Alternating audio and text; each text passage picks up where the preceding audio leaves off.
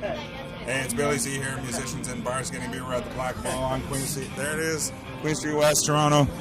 And I've got Angie and Lloyd.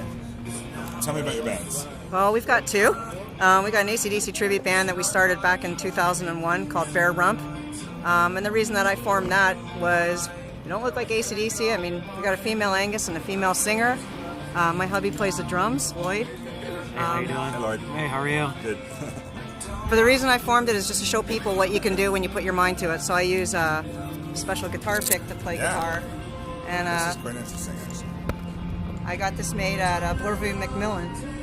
Yeah, quite a few years ago. Yeah, back in 2001. Let's get a close up here. There's your pick. That's my pick. Strapped onto the holder. Yeah, if it weren't, awesome. And I put electric tape on it, usually red or blue to go with my Rangers. And What happens if your pick breaks? well, this comes out. Okay. So the actual pick itself, bit of work for me, but it comes out, and I can always put a new one in here. Well, that's when she comes to me. Yeah, that's when I go to you. It says help, help. Yeah, so it comes out. Why do you need a pick? At the end, you pick. Put a new pick in here. So you're the pick tech. I'm the pick guy, yeah. What do you play? I play the drums. All right. Yeah, so that's what I do. Just keep the rhythm going, keep everything happening. Yeah, so it's all good. It's a lot of fun. Great bunch of people.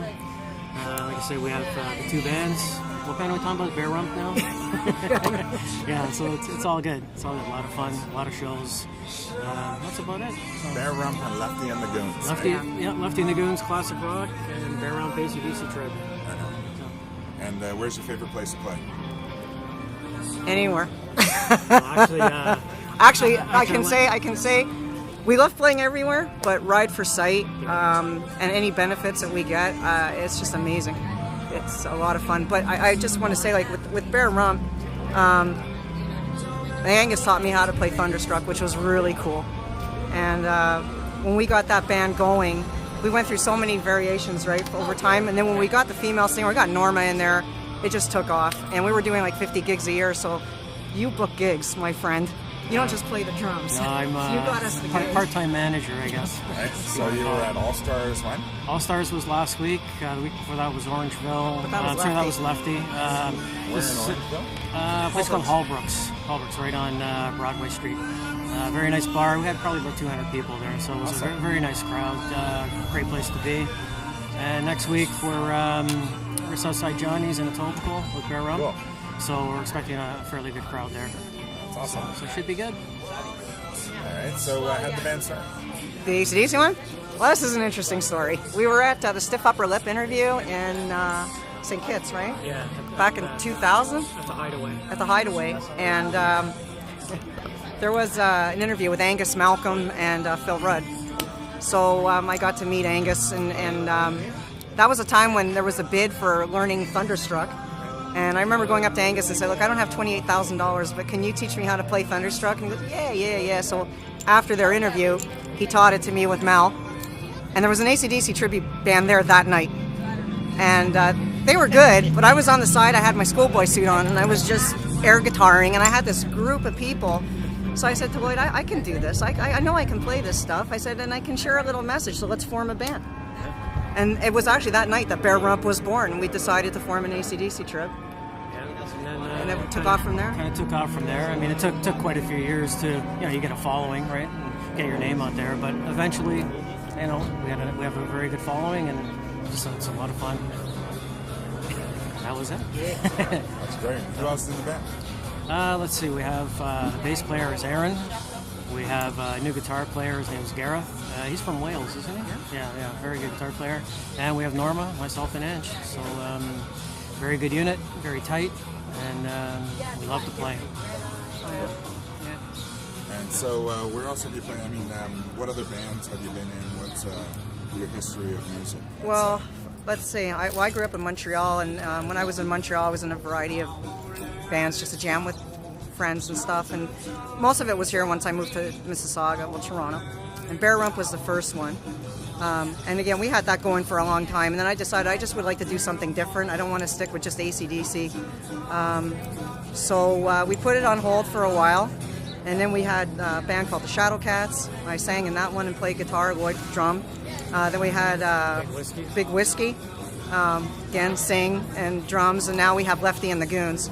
And Lefty and the Goons is a lot of fun. We have a great guitarist from Innisfil, Darren, and Aaron is in the band as well, the same bass player that's in Rump and Lloyd and myself. And we do all kinds of classic rock, and we're also working on some original material now. So I'm more or less pushing Lefty more because I just enjoy doing a variety of different things and working on the originals. But I decided to bring Rump back because last year I was diagnosed with breast cancer. So after the diagnosis and going through treatment and stuff like that, I wanted to put on some fundraisers, hence the Rocking It Bald. I developed the Rocking It Bald banner to do fundraisers, so I did two. And I thought if we bring back Rump, that's really going to help with raising some money. So we did two, one for the Canadian Breast Cancer Foundation and one for Trillium Health Partners.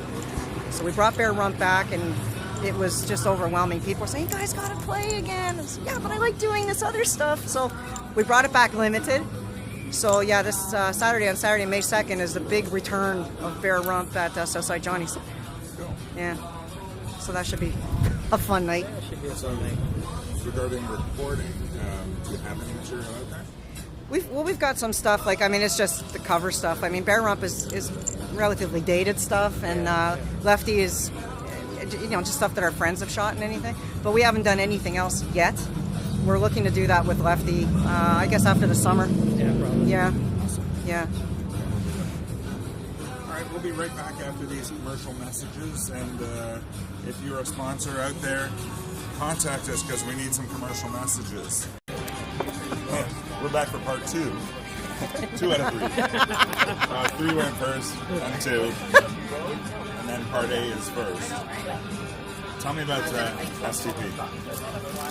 Well, we had an STP tribute band called Stone Motherfucking Pilots, and that was a lot of fun. I sang in that. I was Scott. So obviously we used to go to a lot of STP shows, and we went to one in Jones Beach, New York. I had a big banner that said, Scott, pick me for Dead and Bloated. And he did. So I got up there and sang the beginning of Dead and Bloated with Scott to 12,000 people, which was really cool, and got a hug, and he kissed me first. And and I remember someone posted, who was the granny up on stage with Scott? And I said, well, I'm the granny, but guess what? I was wearing Scott Weiland's clothes because he had his own clothing line, remember? And I was wearing his clothes and the hat. That's where the fedora started. And then I got up with him in Hamilton, which was very good. And then last year at the Danforth, when he played with the Wildabouts, I was fortunate enough to get picked again. And met him again after the show. Met him a few times, but last year meant a lot to me because I was going through cancer treatment then, and I was bald. And so here I am telling my problems to Scott and saying, last time I saw you, I had hair, and now I showed him, I said, I'm bald, and I'm teary-eyed and everything, and he goes, big deal. He says, listen, he said, just hang on a second. He called his drummer, who was actually filling in, this fellow Mike, and Mike came and chatted with me, and he's a cancer survivor of over 15 years.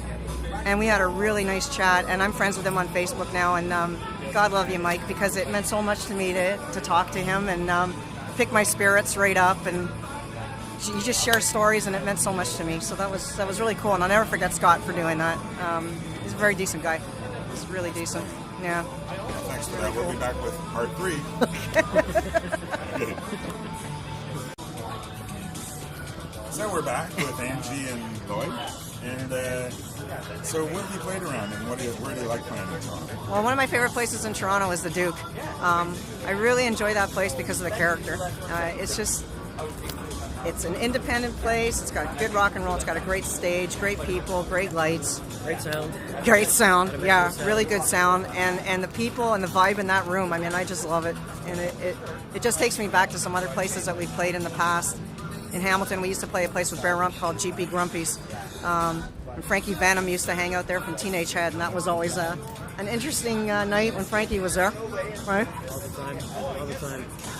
So you know Frankie?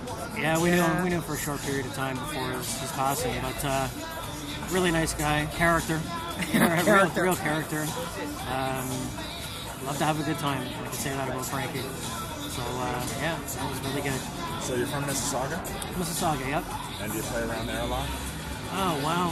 We played in some. There used to be a bar there called Bart Retler's. That was kind of our home bar, 5 minutes up the street. So we used to play there quite a bit. And that was just great. Great crowd all the time. You get your locals in there, and they just supported us. So That was a really good place to play, but unfortunately, it's closed now. So we have to find a new place. So, Popeyes now. yeah, It's a Popeyes it's a now. Popeyes, half Popeyes and half Deluxe Paint. So we gotta look around for a new home in Mississauga. So you enjoyed the Duke in Toronto. Where else? Loved it. Well, I mean, with Bear and Rump, we used to play around quite a bit, and one of our other favorite places with Rump is Southside Johnny's. I mean, Southside Johnny's is a really nice place too. Again, another independent type of place, good vibe, good people, and that's why we decided to do the return of Bear and Rump at Southside Johnny's. I mean, Johnny was always good to us and everything, so we thought what better kind of thank you than to, do the big return at Southside.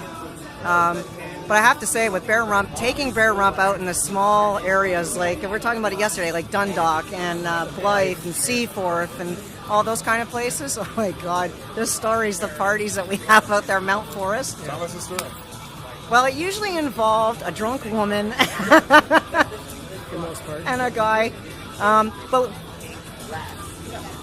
But we played Mount Forest one time, and there were a lot of bikers there. And they insisted, Angus, you got to drink shooters. You got to drink shooters. And not wanting to offend anybody, I did. Right? We got through the show. After I knocked over the bass player's rig and promised to pay him for any damage that I did, our singer fell flat on the floor. This is after. And then as we're packing everything up, which we still managed to do, there was a fight where the guy got thrown out the window. Your plate glass window right at the back. Right? Yeah. Some guy. Some guy. They're fighting over his girlfriend. So he kind of went from here back here. He got thrown out the plate glass window. Then I heard he left from there, went across the street, smashed another window of the store. So the police were involved, and this was just a crazy night. And there was another night we were playing in Kitchener at a place called Capers. So Ange dared anyone to get up, and if you could throw the drummer off time, I'll buy you a beer. So there was this young lady. She came up and up with the top and shaking away. And, okay, thanks for the show. Keep playing. Didn't throw me off. But she kept coming up, and I gotta say, I must have seen her whole body that night. But it was getting to the point where, can you please go sit down? it was enough. I mean, but a lot of fun there too. So thing is, I never got thrown off my time, and she never got her beer. So. But yeah, lots of fun. Oh, I got one. Lloyd always said he wanted to sign a boob, so I used to say, well, just sign yourself and you can achieve it. But you got to sign a boob, and this was in Mount Forest too, where this kid was standing there, and it's the end of the night, and he had a great time. He goes, "Can you sign? Can you sign?" No, he said he wanted me to sign his T-shirt. That's right. And it was a really nice Pink Floyd T-shirt, right? So I said, listen, dude, I don't want to sign your T-shirt. I don't want to ruin it. So what does the little bastard do? He pulls his shirt up, right? So what could I do? All right, bud, real quick. But up in Listowel, that was the first boob and the second boob and so on. But just one of those things that you want to do. It's not a big deal, but one of those things. That's it. Okay. Anything else you want to say before we end the show today? Well, I would just like to thank everybody for supporting Bear Rump and Lefty and the Goons, and I would just ask, it's not what, you can do anything you put your mind to, and I'm all about that. And that's why I try and play guitar, and I guess everybody's my inspiration with all the bands that we've been in. I've met so many people.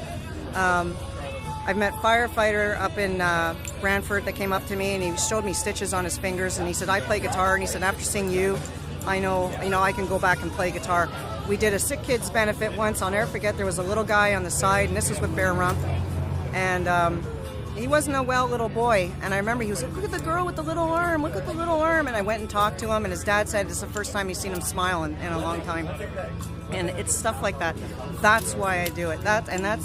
It's funny. Bear Rump, I think, can bring more to folks because I am playing guitar all the time, and I don't want to. I didn't form it to, like I said, to look like them, to sound like them. But if I can kind of inspire some people, that makes me feel really, really good. And the same thing with Lefty. I mean, yeah, I look different, and I guess for me, I feel like now people are looking at me because of something other than this, which is, very unique.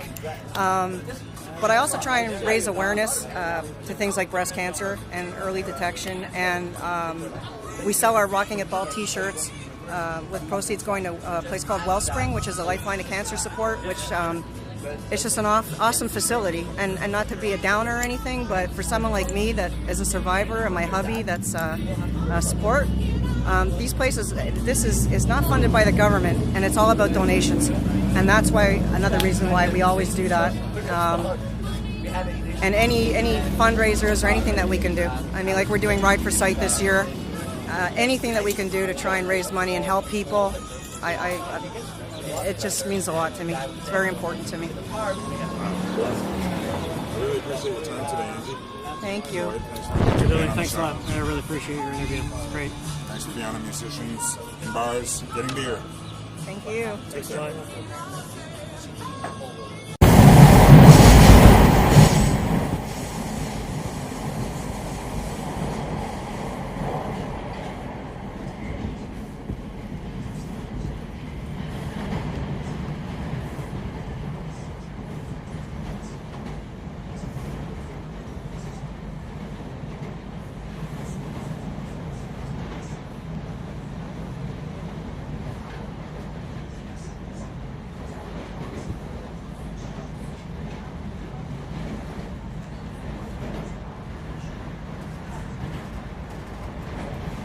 Arriving at Rump.